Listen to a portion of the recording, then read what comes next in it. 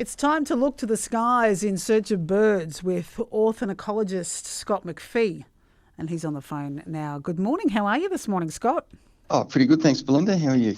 I'm well, and today we're talking about bird migration. What exactly, I mean, people think they know what bird migration is, I suppose, but what exactly is it in, the Yeah, bird world, definition-wise? yeah. Well, there's actually a lot of different kinds of migration or bird movements, so it's good to start off with a few definitions. There's a lot of birds that are just nomadic, and we don't really count them as migratory. So these are birds like our honeyeaters and lorikeets, or a lot of listeners might be familiar with red-tailed black cockatoos following rain around. That's something they do. So birds that are nomadic, they're just following unpredictable changes in the environment, and they're just making the best out of conditions that are elsewhere to where they are. So it's not really predictable what they're doing. And then you've got birds that are dispersing. So these are young birds that are just moving out of home, basically. So remember when we talked about the kookaburras, and they'll have a group of about six with a couple of the young ones are theirs, but a few of the other ones are birds that have moved into their territory and become part of that group. So Hmm. dispersing is something like kids actually growing up and leaving home. So it's just a normal kind of movement. In Toowoomba, we get a few what we call altitudinal migrants. So these are birds that like either coming up to a mountain or going off a mountain. They're just changing the height that they're operating at. But and none of these birds are flying the really big distances that we associate with migration. And birds that do that, they're called obligate migrants. And so these are regular migrational movements based around seasonal changes. And a really simple one to think about that we might all be familiar with in Toowoomba is the channel-billed cuckoos. So do you remember, I think it was the very first interview that we did, we looked at them coming down from New Guinea. Do you have the recording of their call?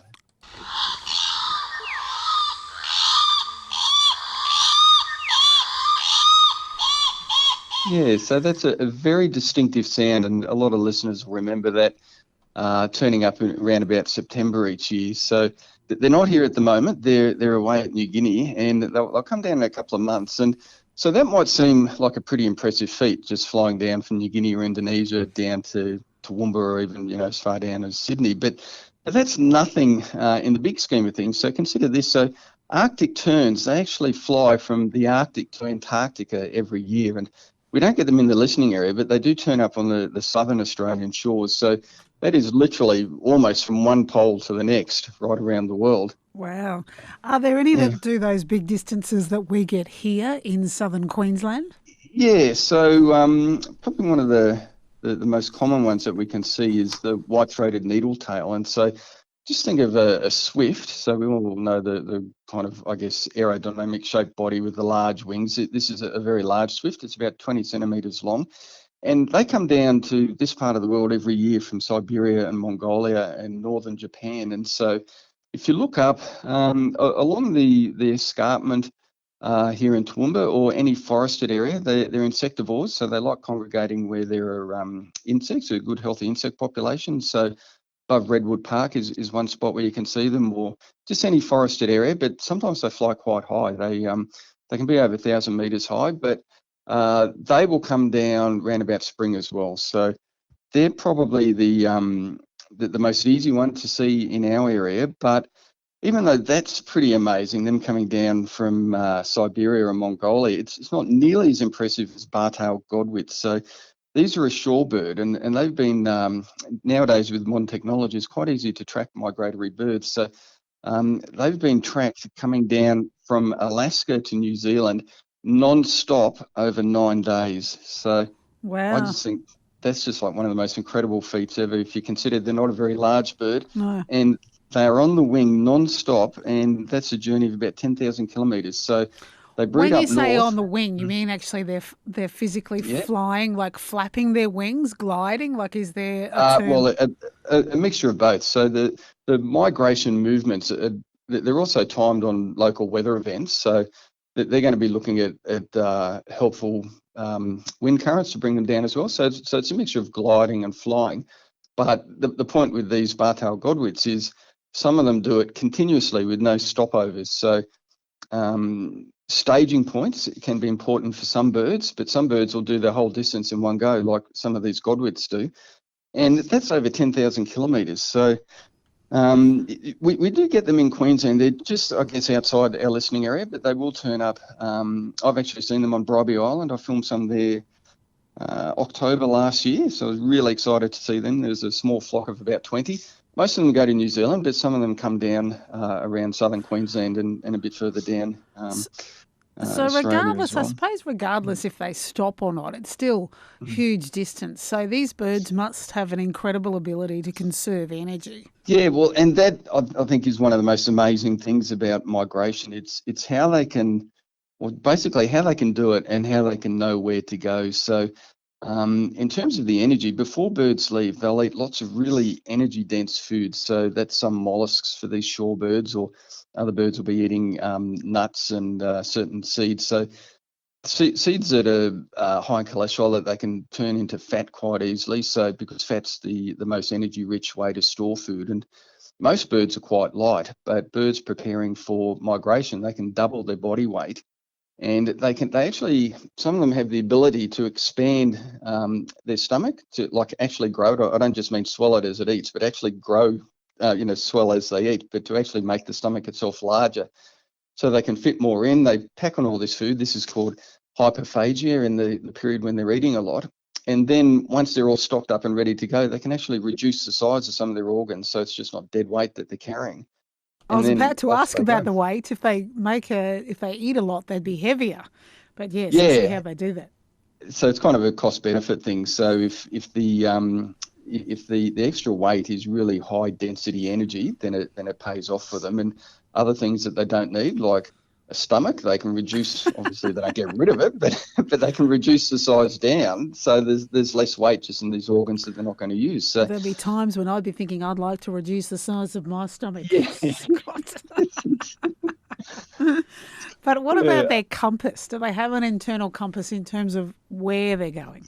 Yeah, well, different birds use different methods of navigating, and so pigeons we know are actually sensitive to the Earth's magnetic field, and there've been experiments where magnets have been placed just on the side of pigeons, and they lose their bearings because the little magnets interfere with the Earth's magnetic field. So pigeons use magnets. Other birds navigate by the stars, and most migration happens at night. And I think that's partly to do with saving energy, but partly less predation at night as well. So some of these birds can identify the celestial pole stars and navigate using that. So what? Others have, sorry. Sorry, keep going. Well, others have an internal clock which they can kind of relate to uh, the position of the sun. So then they can, based on what time they think it is and where the sun is, they can determine north, south, east, and west that way. And so experimentally, you can shift the internal clock of these birds by keeping them in dark for slightly different periods of what's happening outside, and so effectively their body clock might get shifted by 6 hours. And then when you let them out, when they try and navigate, they think the sun or the direction relative to the sun is about 25% different to what it actually is because you've shifted their body clock by 25% of it. So it's a relationship between their internal sense of time and their ability to look at the sun and then interpret the direction from that. So Yeah, I can see that things could go wrong there. But what are yeah. the threats to migratory birds? Yeah, well, when you think about the ones that are doing the big intercontinental trips, they're passing through two hemispheres and they're going through a series of different countries and different governments, basically, and cultures. And so it's really a matter of they need a long sequence of different environments available to them.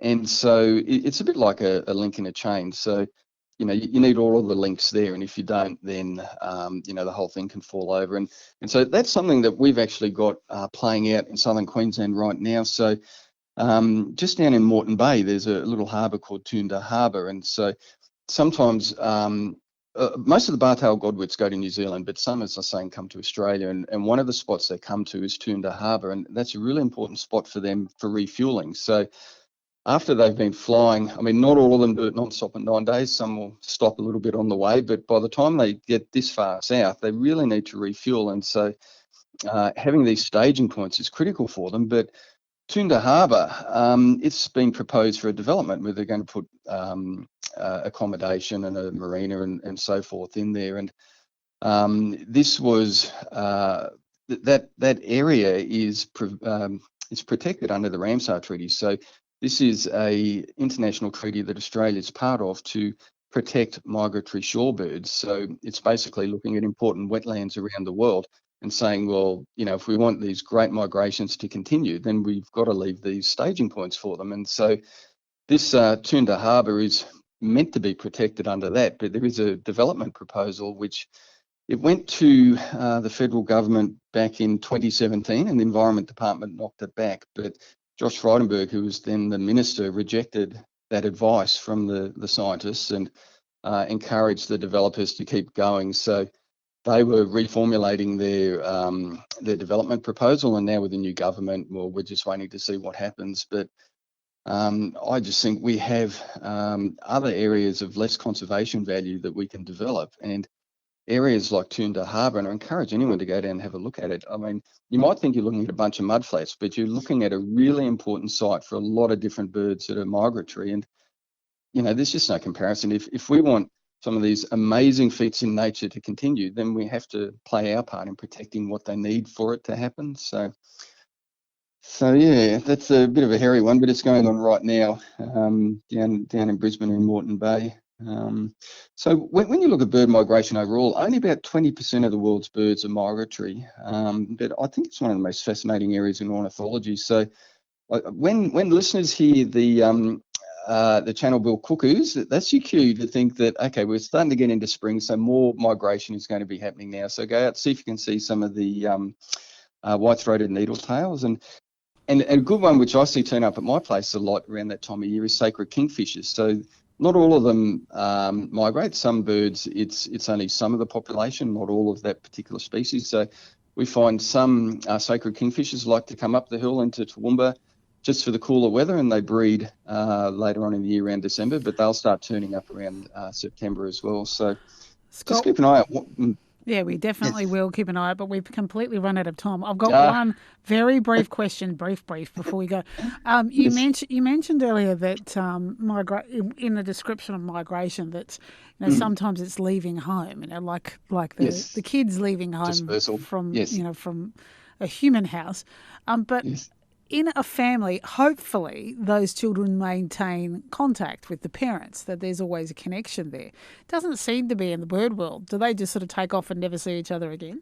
Yeah, look, it depends entirely on the species. In some cases they will, in others they'll form part of the flock. That but a lot of birds they separate out at breeding and then they come back together in large flocks in the non-breeding period, and that will have descendants and family members in there. But it's an important thing to not mix the bloodlines, if you know what I mean. So that's one reason why the young birds will usually move further away. So they're not interbreeding, basically. They can't tell the difference between family and other birds, I gather.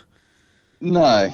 Well, I don't actually know the answer to that, to be honest. But I think you'd want to take an assurance that you're not doing that. Yeah, of course. Thankfully, we can. Thank you so much for talking to me, Scott. I really appreciate it, and we'll talk again soon. Yeah, that's right. We'll look at magpies and butcherbirds. What's that? On the 27th of July, and of course we'll be heading into the magpie season soon, so it might be timely to look at that. I love magpies. I've got a family at my place, so looking forward to that. Yeah, no worries. Okay, thanks, Belinda. We'll see you then.